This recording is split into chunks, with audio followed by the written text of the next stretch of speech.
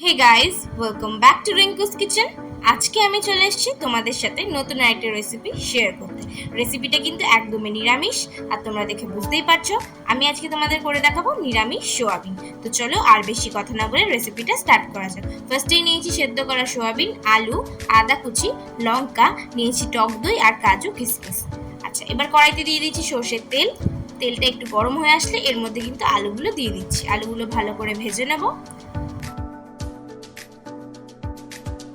আলুগুলো ঠিক লাল লাল ভাবে ভেজে নেওয়ার পর আলুগুলোকে তুলে রেখে দেবো। খুব বেশি সেদ্ধ করব না এখানে। তো তোমরা দেখতেই পাচ্ছ আলু কিন্তু ভাজা হয়ে গেছে। এবার কড়াইতে দিয়ে দিচ্ছি সামান্য পরিমাণে নুন আর হলুদ। এবার এর মধ্যে দিয়ে দেবো সেদ্ধ করে রাখা সয়াবিন। সয়াবিন কিন্তু আমি আগের থেকেই নুনে সেদ্ধ করে নিয়েছিলাম, তাই নুনের পরিমাণটা আপনারা বুঝে দেবেন। সয়াবিনটা ঠিক ভালোভাবে একটু ভেজে নেবো, খুব বেশি ভাজবেন না, তাহলে সয়াবিনটা ঠিক চামড়ার মতন হয়ে যাবে। আচ্ছা, সয়াবিন ভাজা হয়ে গেলে এবার কড়াইতে দিয়ে দিচ্ছি সর্ষের তেল। তেলটা একটু গরম হয়ে আসলে এর মধ্যে ফোড়নে দিয়ে দিচ্ছি তেজপাতা, গোটা জিরে আর দিয়ে দিচ্ছি লঙ্কার গুঁড়ো। ঝালটা আপনারা কিন্তু বুঝে দেবেন। কিছুক্ষণ নেড়ে ছেড়ে এর মধ্যে দিয়ে দিচ্ছি টমেটো পেস্ট। টমেটোটাকে কিন্তু পেস্ট করে নিয়েছিলাম।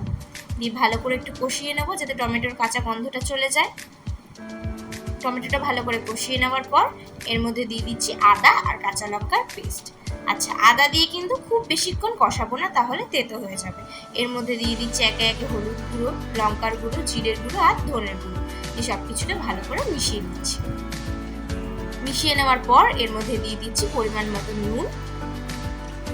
আচ্ছা, এখানে একটু জল দিয়ে দিয়ে কষিয়ে নিচ্ছি যাতে মশলাটা পুড়ে না যায়। কিছুক্ষণ কষানোর পর এর মধ্যে দিয়ে দিচ্ছি টক দই আর কাজু আর কিশমিশের পেস্ট। এই সব কিছুকে ভালো করে মিশিয়ে নিলাম। এবার এর মধ্যে দিয়ে দিচ্ছি আগের থেকে ভেজে রাখা আলু। আলুগুলোকে আপনাদের আগেই বলেছিলাম 80% কুক করতে। তো তোমরা দেখতেই পাচ্ছ এখানে কিছুক্ষণ ঢাকা দিয়ে ফুটিয়ে নেওয়ার পর এর মধ্যে দিয়ে দিচ্ছি পরিমাণ মতন চিনি আর গরম মশলা। দিয়ে ভালো করে মিশিয়ে নিচ্ছি। এবার এর মধ্যে দিয়ে দিচ্ছি ভেজে রাখা সয়াবিন। দিয়ে মশলাগুলো ভালো করে মিশিয়ে নিচ্ছি। এবার এর মধ্যে উষ্ণ গরম জল দিচ্ছি, কাঁচা জল কিন্তু দিচ্ছি না। উষ্ণ গরম জল দিয়ে কিছুক্ষণের জন্য ঢাকা দিয়ে রেখে দেবো।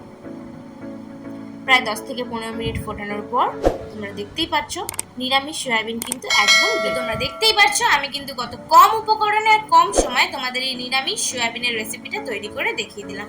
তোমরা বাড়িতে অবশ্যই একবার ট্রাই করো, আর আমাকে জানাতে কিন্তু একদমই ভুলবেন না যে কিরকম হয়েছে। ভিডিওটা ভালো লাগলে অবশ্যই লাইক আর সাবস্ক্রাইব করবেন। Thanks for watching.